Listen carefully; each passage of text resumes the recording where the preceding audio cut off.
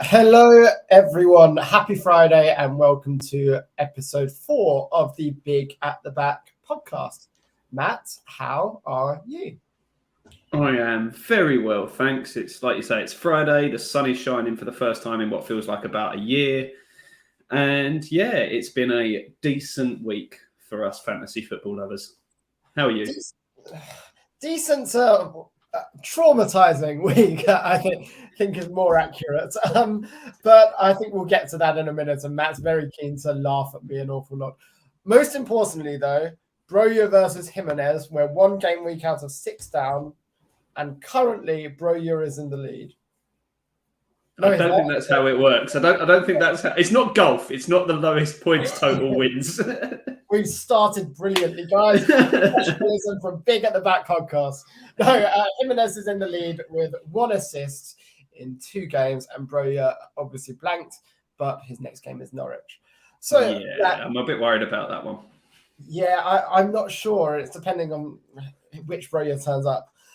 But obviously, we did a podcast earlier this week. We went through a lot of the games played, so we don't want to rehash what we've done already. So in terms of a format and a structure, the way we're going to set this out is we're going to look through the fixtures from Wednesday and yesterday evening, go through them, see if there's anything to stand up. And then we've got something quite exciting. We're going to go through our free hit drafts for anyone that's free hitting in the next game week, and also look at what our ownership strategies are for our teams moving forward. Very exciting stuff. It's going to be a wild ride. But yeah, no, it's been an entertaining couple of days in the world of the Premier League anyway, so I'm looking forward to it. Awesome. Well, I think start top down then as we're viewing the fixtures. Burnley 1, Spurs 0. Now, I think beating Man City, then losing to Burnley a few days later is the most Spursiest Spurs thing that Spurs could Spurs. But did you see any of this game? What are your thoughts? I've seen the highlights. It's from what I've gleaned from speaking to some Spurs fans and things like that. Yeah, I think you summed it up well there. It's just typical and peak Spurs, isn't it? So, I mean, from a fantasy football perspective, Ben Mee, obviously it's like a double clean sheet week for Burnley. What a turn up they're having now, looking like the Burnley of old. Dyche seems to have this every year, just has this knack of getting them out of trouble. And it's always built on a solid defensive like back line with Pope and me and Tarkowski or whoever else is in there. But yeah, Ben Mee with a goal, the clean sheet, the 3 bonus points. I actually speaking to my brother earlier in the week, and give him a shout out, Dan Higgins. He is in the top 1,000 in the world at the moment. And he was talking about his transfers for this weekend coming up, and he was saying about bringing Ben Mee in. And I told him at that point, I actually had a dream earlier this week about Ben Mee scoring a goal. It wasn't the way it happened. In my dream, it was a corner and then a little scramble, and he sort of turned and hit it in off the post. But I'm claiming this one. This is all down to my dream. Dreams can come true. And no matter what shape or form, dreams do come true. Yeah, your brother's been incredibly irritating to talk about fantasy with, just because he seems to be getting every transfer right at the right time this year. I think he brought in Phil Foden for that Brighton game, and then we all brought him in 1 week later, and he blanked 4 in a row or something like that. So your brother's doing really, really well this season. Just on Burnley defensively, though, that's 2 goals they've conceded in their last 6. So the rhetoric at the beginning of the season was they're terrible defensively, move away, but now they're starting to figure it out and get a lot of shape in there. They've got a double this week, which isn't particularly easy, but it's still a double. So Burnley is absolutely a team that's worth looking at from a defensive standpoint. And going forward, we're looking at Weghorst always. What did you think of him in this game? By all accounts, he was impressive again. Obviously, not on the score sheet. He's playing against a much tougher side. But again, from what I've gathered, a lot of the things that were good offensively did go through him. So he's getting involved in play a lot. So yeah, I think he's still definitely one that I'd be looking at. Obviously, we'll talk about our free hit strategy and templates later in this episode. But I think he's definitely one to look at, especially with the double this week. And they have got some nice fixtures coming up. in the next sort of 6 or 7 weeks as well. Yeah, I agree. He also missed quite a few gilt-edged chances that he really should have buried. Spurs, however, on the other hand, all of our talk about how amazing Harry Kane was, he's back, he's awesome. Heung-min Son played amazingly against City, and they were again back to their complete abject, woeful selves against Burnley. They're such a frustrating team, aren't they? From a fantasy football standpoint, I couldn't care less about them losing as an actual football fan. I think it's quite hilarious. But you want your players that you can count on, and it's just this up and down form. You can't rely on it. It's just really annoying because, like you say, that Man City game, they look back to their best, but then they just go from agony to ecstasy, and you just what you can't count on them, especially at those price points. But we'll look ahead again. Leeds coming up this weekend, and then Everton in the game week after that. And they're two very poor defensive sides. So No. We'll wait and see. Wait and see on Everton. Wait and see. But just because I said they're poor defensively doesn't mean they can't make things going forward. Okay. But yeah, especially with obviously the Leeds defence at the moment, the way it is, conceding 10 in their last 2, it would probably be peak Spurs for them to go and blank there as well, wouldn't it? It would. I think Son has always been a purple patch player. He's always been a bit, okay, I'll get, fantasy-wise, I'll get 20 points this week and 2 for the next 4 in a row. I think he's always been there. Harry Kane last season was consistently brilliant for everyone, us included. So his drop-off has been quite remarkable. And I know we had all the stats about his sprinting, etc. at the Etihad. He's obviously just completely gone back on that and reverted back to the Harry Kane we all know and loathe. So I think, Spurs are just so patchy and so up and down. It's difficult to justify at the moment unless you're on a free hit. We could bash Spurs all day, but another one we didn't really see coming was Watford 1, Crystal Palace 4, and we should have seen it coming. Everything we've seen this season should tell us that Watford are terrible defensively, but old man Woy pulled the wool over our eyes. Woy's wool pulled over our eyes, and a player we bigged up on the very first podcast, Will Zaha, absolutely went off. Important to note, Conor Gallagher also being back as well, getting on the score sheet with a very, very well taken goal. Completely hoodwinked the defender and took it down, then put it straight into the top corner. Really, really, Palace have been really abject recently and really poor recently. And I think Palace have gone down, Southampton have gone up, but this was a bit of a rebound for them, and I think they were really worth the win. Did you manage to catch any of this game? Yeah, again, saw the highlights. Like you say, it was I thought Palace would struggle this season when Vieira came in. We've spoken about this before, about how they had a complete squad overhaul. But he's come in and he's done a really good job earlier in the season. But then, like you say, they've gone through this sort of rough spell. And probably exactly what they needed was a game against the Watford side that were very abject defensively. And like you say, Wilf Zaha, he's a player now I just can't ever bring back into my fantasy team. Every time I bring him in, he does nothing. So I can never bring myself to do it again. He's just one of those players for me. Everyone's got them that you just, no matter what, you basically refuse to ever get them back. And I think Zaha's one for me. But and thankfully, I think his ownership's low enough that this hasn't really hurt anyone around me. So, but yeah, I mean, I pulled out my stats in the last episode about this game and how there's only been 6 goals in the previous 5 Premier League meetings between the two sides at Vicarage Road. And they've almost doubled that in one game. So I was expecting a low-scoring affair. And once again, I've been proven to have no clue what I'm talking about. I think the proof is that you should only ever listen to your dreams, not the actual statistics. Yeah, I think that's right. Unfortunately, I didn't have a dream about Watford Palace. Yeah, that's the narrative we're going with, and that's the important part moving forward. So we'll be keeping an eye on your dream journal from now for football predictions. Joshua King might be the worst fantasy football player to ever exist. How quickly are you going to be getting him out? Or that's the thing. There's so few options. I'm desperate to get rid. I can't though. I've got a big Antonio problem. I've got a big Foden problem. I've got a King problem. I've got a Reguilon problem. Just I want a free hit this week, so I'm putting them all off till next week. Maybe Josh King will prove me wrong in the one game that I don't have him playing. It's almost certain at this point. So everyone, what we're saying is get Josh King in because I'm in a free hit and I don't have him, which means he's going to score another hat trick. Well, it sounds like you could do with another wild card. But I think I'm in decent shape. There's just a couple of problems, but again, a couple of -4s should deal with it quite nicely. It's not quite in panic station wildcard territory.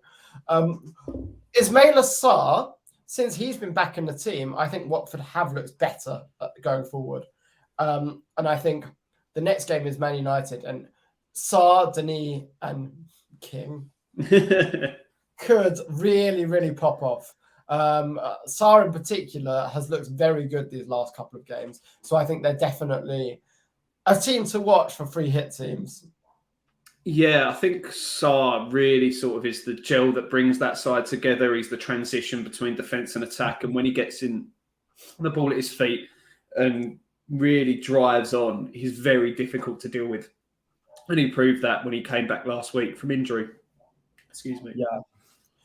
Yeah, completely. I know some Crystal Palace as well. I've been told by a friend at work that I really, really have to mention Elise, and been told he is the greatest thing to ever happen to Crystal Palace, except for Conor Gallagher, who they're going to lose back to Chelsea this season. So your thoughts on him? Have you got the chance to watch him much recently? A little bit. He impressed me when he played West Ham at Selhurst Park earlier in the season. And yeah, I think he is definitely one to watch in the next couple of years. I think they've made a few good signings this season. I think Vieira's been very shrewd in his transfer dealings. You look at Edouard and Mateta as well going forward. Yeah. I just think they're building a fairly good and young side, which is what they haven't had in the last few years. Under Hodgson, it was a very aging squad, which is obviously why they had that massive overhaul in the summer with players out of contract and being let go. Yeah, completely agree. And I think they are in a much stronger position now than they were at the end of last season. I mean, to be seen, right? They could lose every game and get relegated, but I don't think that's likely at this point. I wouldn't put money on it. No, nor would I. Next game to talk about is Liverpool 6, Leeds 0. So sometimes the obvious thing is too obvious that you second guess yourself. But how many times did we say, keep it simple, you silly people. Just triple captain Salah. Just triple captain Salah. He's playing the worst two teams and he's the best player in the world. You triple captain him. It's a no-brainer. And I know lots of people, there were some people that did really well on a wild card. Great. But you would there is never in the next 5 years going to be a better opportunity to use your triple captainship. And I think it was just a no-brainer. Now, that being said, I think it's not necessarily even about Liverpool. I said it in the last podcast when we were talking about Everton and Man United and what have you. Beating Leeds is not a reflection that you're a good team. It's just not. Like, even Frank Lampard beat Leeds, and he's, as we know, a terrible Oh, sorry, we'll wait and see. Yep, thank you. But anyone beating Leeds, I just think is not an achievement now. I think they're on the path to going down. I wouldn't go near them from an FPL standpoint. Even Rafinha, there's no guarantee he'll be starting at the moment. Potential differential option in Sadio Mane, though, coming up with 2 goals and an assist. And his goals both came from a very central position. If you looked at him, he was middle of the box both times, one coming in from the right, one coming in from the left. So it depends how we'll play when Jota comes back, because that will have a big impact on it. But if Mane is going to be playing more centrally, I'd be tempted to bring him in and do the double off of Salah and Mane in the middle. What are your thoughts? It'd be interesting to see, one, if Jota's fit for the Carabao Cup final this weekend, and if so, how that reflects on their lineup, like you say. But yeah, if he is going to be in that more central role with both Jota and Firmino out, then it's definitely worth looking at. Obviously, it depends on your current situation and what Liverpool players you've got. I'm currently tripled up with Salah, Trent and Robertson, and I don't really have any intention on changing that anytime soon because it would involve a double transfer. So, but yeah, I think if you've got Jota and you've got the funds, Mane is a good shout at the moment. But like I say, it's very much a watch this space for this weekend, I think. Robertson again outperforming Trent. It's becoming a regular thing at the moment, isn't it? With his 2 assists, whereas Trent's not picking up any. He's going through. Trent is arguably the best attacking fullback that's ever been in the league. And I mean, there is an argument for Cancelo, but Trent's been doing it a lot longer. And Trent, by his standards, is going through a bit of a dry spell in terms of assists and creation. Have you got any thoughts on it? Is it just that they're attacking more down the left? What are your takeaways from it? I think a lot of it depends on the opposition and how they line up defensively. You're going to target one flank more than the other, more often than not, depending on who you're up against. And it could be a matter of maybe teams are doubling up on their left-hand side against Trent and leaving more space on the other side for Robertson to work in. I think it's going to, like, both of them will have peaks and troughs. And I think it's just a point in time at the moment where Robertson is in that vein of form. He's getting a lot more space to make things happen. You watch a couple of weeks down the line, it could very much go the opposite way. So I think over the course of the season, they're probably going to about balance out. But I do agree. I think Trent overall is the better player creatively. And I think he makes Liverpool tick more than Robertson. I think he's a bigger miss if he's not there.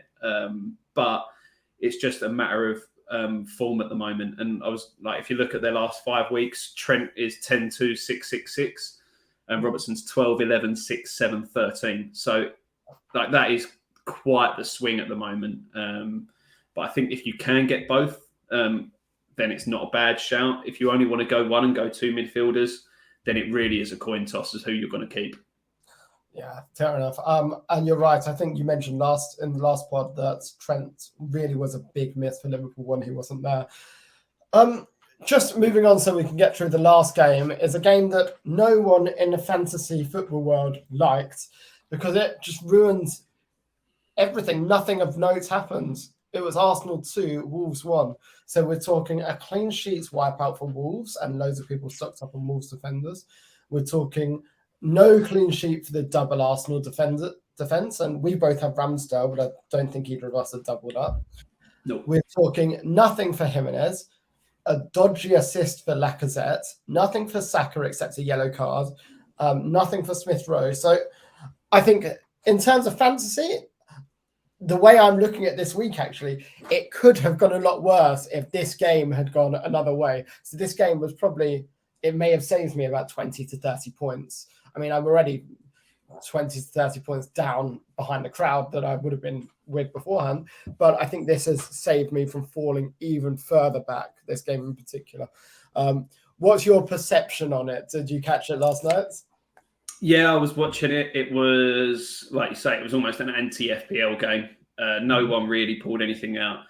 Goals for Pepe and Hwang. Like it feels. When I was watching the game and Hwang scored, I genuinely thought it feels like so long ago when everyone was like, "You need to get Hwang in." He's just going off every week. That was what, probably about October. I think we were down in Brighton. I think when in the midst of Hwang hype. But that feels like last year, like last season now. Obviously, Salah with an own goal. I know some people have got Salah in based on, I think he's kept 9 clean sheets in the league this season, which is very impressive. And he's got one of the highest save percentages, if not the highest save percentage of any goalkeeper in the league this season. He won't like to rewatch the own goal from last night after he poured it into his own net. But yeah, I think Jimenez picks up a yellow card as well, which obviously is no good for me in our bet. So not really too much to say. I think people, like you say, bulked up on both defences and no one really going forward has done anything of note. Yeah, agreed. And I think for a lot of people, the less said about that game, the better. Just in terms of Arsenal and Wolves, we'll get to them in a minute, but it's worth noting that Arsenal have a blank in 27. So I certainly wouldn't be thinking about bringing anyone in now. Now, let's move on to the fun part, which is talking through our free hits. Now, we sent each other our first drafts of the free hits, but I think we both tinkered and changed them a lot since then. So we don't actually know what each other have gone with. So I think let's go position by position and talk about the players that we've got. Starting with goalkeeper. So this should be easy for both of us, I would imagine. Given the double game week ahead, I've gone for Nick Pope and Ben Foster on the bench. I have gone for Nick Pope, and I've just gone for a money saver of Okonkwo, the backup Arsenal goalkeeper, because there's no point having anyone else. Pope's going to be starting, so just go for the cheapest option. Yeah, you're completely right, and he's got a double game week. There's no way he misses 2 games. So, exactly, unless he gets injured. But in which case, you can just take the pain. Can't wait for Pope to get injured, Ben Foster to get a double digit against Man United. Probably, yeah. Defense is where it gets interesting. I think you and I are going to be swapping a bit because I've gone for a 3-4-3 formation in terms of the way I'm set out at the moment. And in defense, I've gone starting Diaz, Lowton, and Livramento. So I've opted to drop Cancelo, maybe to my detriment for this game. But I've gone Diaz, Lowton, Livramento with Shaw on the bench. I must say I am shocked that you haven't gone for Cancelo, especially as he's playing Everton, who you are very much against in terms of the Fat Frank management style. Wait and see. So I'm going, I think, with a 4-4-2. I haven't fully decided yet. But my starting back four would be Ben Mee, Walker, Cancelo, and Livramento, with Mark Guay on the bench. Walker is interesting. Do you think he starts? I can never tell with City defenders outside of Cancelo and Diaz. That's the question, isn't it? It's always the way with Pep. So he probably doesn't, but he started the last couple. So I'm just hoping that he carries on that form. Obviously, didn't have Champions League this midweek, so who knows? Watch this space. Yeah, and it's worth noting that Man City are already 5-0 up in the Champions League tie, so I expect they will be playing their strongest team this weekend, if only to make sure they do keep that 6-point or the 3-point gap with Liverpool, assuming Liverpool win the game in hand. Yes. Interesting. Yeah, I noticed the Mee shout. I think Ben Mee's got his attack and return for the season. I think I'll be surprised if he manages it 2 and 3. So I couldn't leave him out after my dream. True. And as we know, your dreams are indications of what's to come. Exactly. So, let's move on to midfield. So we've both gone 4 across the midfield. Why don't you go through your 4 first? So I think my starting 4 would be Son, Fernandes, Mahrez, and this is where I'm torn out of these last 2. So the last 2 I've got Bowen and Anthony Elanga. I think after his goal in midweek in the Champions League and coming off the bench and scoring against Leeds, I think he gets a start. So I think he starts over Rashford. So I would probably lean towards starting Elanga. That's a very, very bold claim. I like it a lot. I think, I saw in midweek as well, after the Champions League game, Ronaldo, after the game, started saying, maybe we need to play with 2 strikers. It would help get the best out of me, or his people did. And it's like, you've done nothing for the last 180 minutes of football, and you've been outperformed by a 19-year-old who spent 15 minutes on the right wing. Like, you have no right. I think, Ronaldo wasn't the player I considered. Interesting with the Bruno shout as well. I think that I don't like it because I don't like Bruno as an asset this season. Because if Ronaldo plays, I think Bruno plays badly. I still think he's picked up over the last 5 weeks. He's had 2 blanks, but in the other 3, he's gone 23, 12, and 12. So yeah, it's not. I agree. I don't particularly love him at the moment. I just think against the Watford side, he could go off. Fair enough. Yeah, I don't disagree, to be fair. It's just I've gone a slightly different direction. So the players I've got similar to you is I've got Heung-min Son and I've got Mahrez. You had Mahrez, right? I did indeed. Yeah, so they're the only two players I've got the same as you. So the other two starting midfielders, I've got Raheem Sterling. I've gone for two in the middle for City.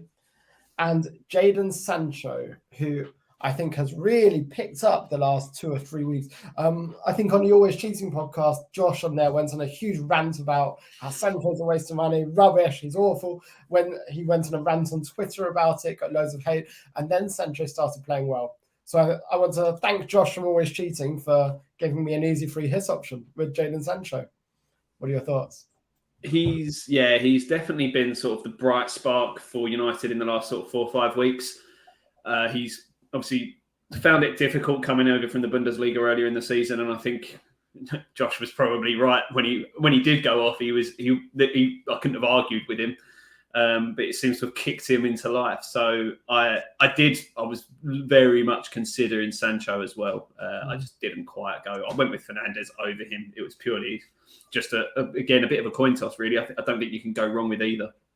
Yeah, I agree. And I've got Ismaila Sarr on the bench, just because last time Watford played United, Sarr ripped them to shreds.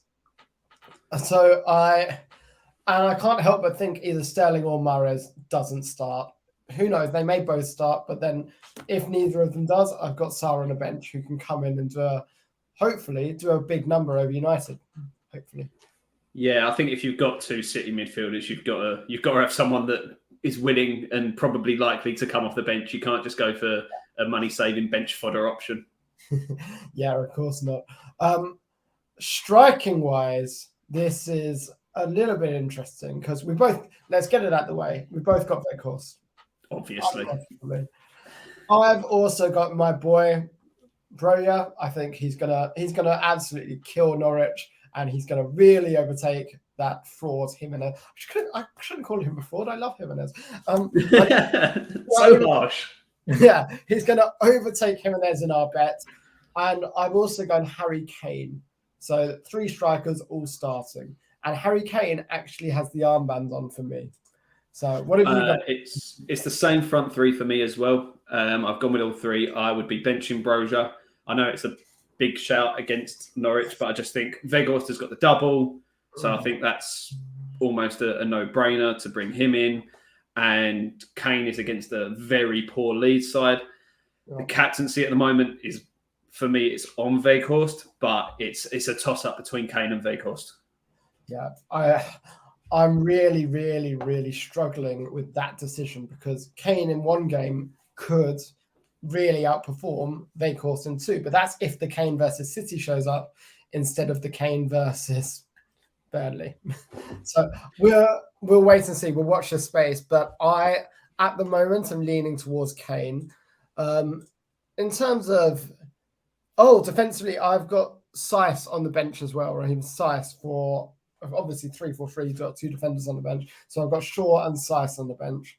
Saiss being the 3rd sub, so unlikely to come on.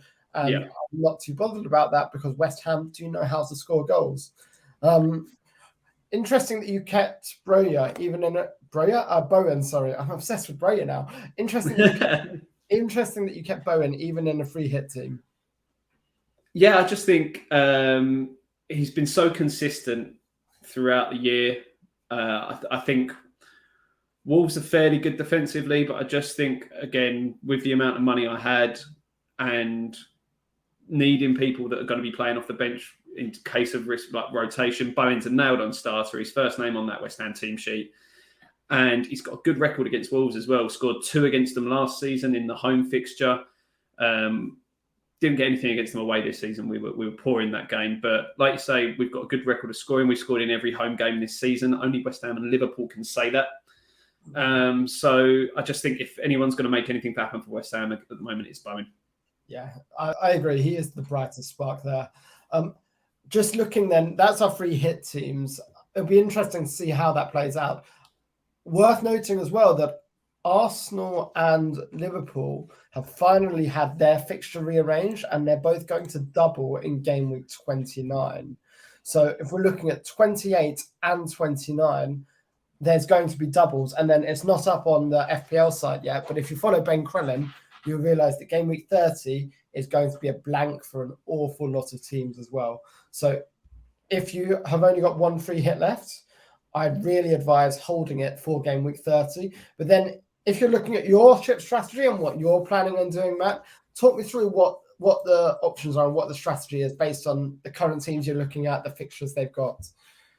Yeah, like you say, that 30 will, by this time next week, we'll have a much clearer picture after the next round of the FA Cup, which is next week, midweek for some unknown reason. So Tuesday, Wednesday and Thursday, I think the FA Cup games take place.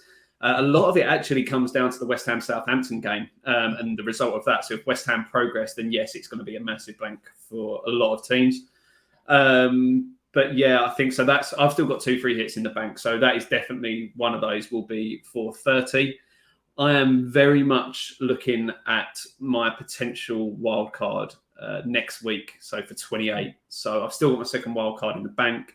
There's a few things in my team I want to tinker with. So I think it's probably time for me to take the hit and use that wildcard, especially with I want to get some Chelsea defenders in there with their run of fixtures coming up, and I've currently got no Chelsea players. So I'm very much going big at the back.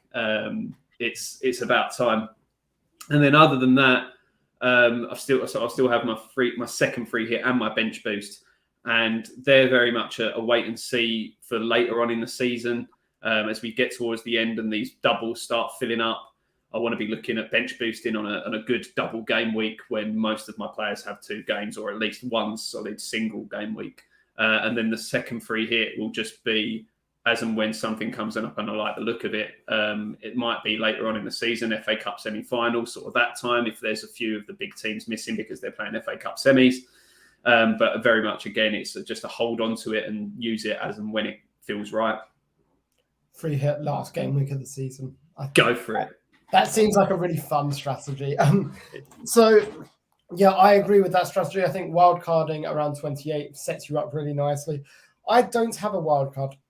I'm going to free hit this week just because I was talking about taking like a -12 or something, and I just thought, you know what? No, it's not worth it. At this point, I've got 2 free hits. Let's just use one now and use one in 30. Then I will just after that have the bench boost remaining.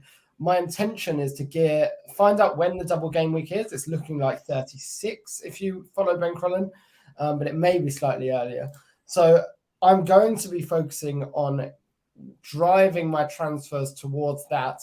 And as you said, looking at going back to big at the back. So double Chelsea defence, Rudiger +1, maybe James, maybe Chilwell. If they're back, who knows? I think Chilwell, it came out saying he might be back earlier, in which case inject him into my veins, bring him into my team. He was so good earlier in the season. So I think big at the back is going to be the plan after 30. But for now, it's just make the most of the doubles. And I'm going to be on a blank this week. I'm not really afraid of taking -4 points if we're looking at double game weeks. So next week, for example, or game week 28, for example, Watford have a double, but I'm not bringing anyone from Watford in. But also Leeds have a double. Do it. Game week 28, I think we're fine. 29, though, Arsenal, Liverpool, Brighton, and Tottenham, I think, have doubles, and that's just what's confirmed at the moment. So I think there are some really, really good moves you can make, particularly Son and or Kane is definitely needed for that 29. Then blank and 30, and we'll see what happens after that. But that's where our thoughts are at the moment. To give everyone an update, I've dropped from about 28,000 in the world all the way down to, let's see, where am I sitting? In the world, I'm now down to 61,000. So a huge drop for me based on that game week where the only player to really pick up anything was Mo Salah for me. Luckily, I had the triple captain on him, but again, it didn't stop me falling 30,000 places. How are you doing, Matt? You've got a green arrow thanks to Robertson, I believe. Yeah. What was your points total for the week? Just so his, like everyone, it was in triple digits, but that's Mo Salah. That's purely Mo Salah. So my points total was 108, and of which 84 came from Mo Salah on a double game week. That is so outrageous. So I think all of my picks were on paper good picks. Double Villa versus Watford. Bowen, like they weren't bad players. Cancelo, Foden against a bad Tottenham team. It just a lot of the 50-50s just really didn't go my way, and it's fine that I've had them go my way earlier in the season, so I'm not too upset about it. But it was just one of those really frustrating weeks for me. Yeah, we all have them. So I ended up with 131 with a -4 for my 3 transfers. Obviously, Salah was the main man going off. Robertson and Emmanuel Denny as well, both getting into double figures for me. But other than that, there was a lot of measly returns. Ended up now so agonizingly close to 100k. I'm 100,268 in the world. So obviously looking for this week to break into that top 100k. It's going to be interesting to see what a lot of people do this week. Will people be free hitting like you are? Are people just going to ride it out? I currently have a bare 11, obviously. So if anyone doesn't play, then I will be losing out on points there. Transfers for this week, again, I've taken a -4. So I have finally taken Antonio out. It's been a long time coming. And watch him score. Watch him score this week. Watch him score now. I think he's been very heavily transferred out this week. So he's out for me, and so is Diogo Dalot. And in comes Weghorst and Ben Mee. Go on the Burnley. Oh, joking. Fuck off, Burnley. Who'd have thought that I'd be like a month ago? I'm now on triple Burnley because I've still got Maxwell Cornet in there as well. I know he's on an orange flag at the moment. Hopefully he plays in one of those doubles. Yeah, Cornet, if anything, the only disappointment from Burnley over this double has been Cornet. I think he got 1 point overall. Yeah, 1 point in the first game, and then didn't play against Spurs on Wednesday night because of injury. So, ouch. Well, Cornet is being the obvious disappointment, but the rest of your team not looking too bad. Andy Robertson in particular being a really good shout. If Jota hadn't got injured, who knows what would have happened versus Norwich and Leeds. And that I didn't really react quickly enough or well enough to that injury. And I think I'm paying for it now. I think there was also, I saw after this week, loads of people, I think over 400,000 managers for this game week have transferred in Mo Salah. I will give you the latest figures. So at the moment, the top transfers in for the game week are Weghorst, Son, Ward-Prowse, Salah, and Brozier. Just defies belief. Just Salah is also the second most transferred out player. I mean, I guess if people are dead ending their team for this week, then wildcarding next week. That, like, kind of like you are. Like, did you transfer Salah out this week? I haven't done, no. I'm still toying with the idea of a -8 to take him out and bring someone else in, whether that's Son. It would be Son. But that's worth doing. As long as he makes up those 4 points. So I'm just thinking about that throughout the day before the deadline this evening. Son can't not make up those 4 points, surely. He'd probably do nothing, pick up a yellow card, and then I'll be sat here crying. That's such a lovely note to finish on. I'm really looking forward to this game week, mainly because I'm on a free hit and I can't wait to be out of the last one.